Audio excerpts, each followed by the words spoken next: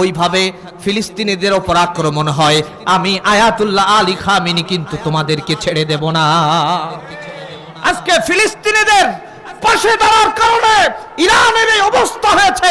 আজও যারা ফতোয়াবাজি করে আসলেই তারা শয়তানের পা চাটে গোলাম ছাড়া কিচ্ছু নয়।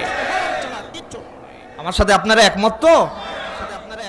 ওরা যখন বোমা মারে, বিশ্বাস করুন আপনারা দেখেছেন উত্তর কোরিয়ার পাগলা প্রেসিডেন্ট মাঝে মাঝে তাদের সব সরঞ্জাম দেখায়। রাত হলে ডোনাল্ড ট্রাম্প তাকে ফোন দেয়, বন্ধু তুমি অত সরঞ্জাম দেখাও কেন? আমরা তো মুসলমানদেরকে মারি। আরে উত্তর কোরিয়ার পাগলা প্রেসিডেন্ট পরের দিন আর মুসলমানদের পক্ষে একটা বার আক্রমণ করেছে নাকি? ওরা রাতারাতি সব এক।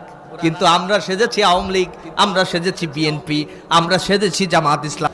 বিশ্বাস করুন পৃথিবীর মানচিত্র আছে, এরকম মানচিত্র আছে না?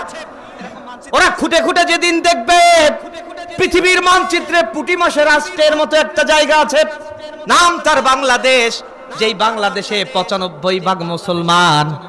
ওরা যদি আজকে ইরানকে ধ্বংস করতে পারে, নেক্সট যদি কোনো টার্গেট হয় তার ভিতর বাংলাদেশ আসতে দেরি হবে না।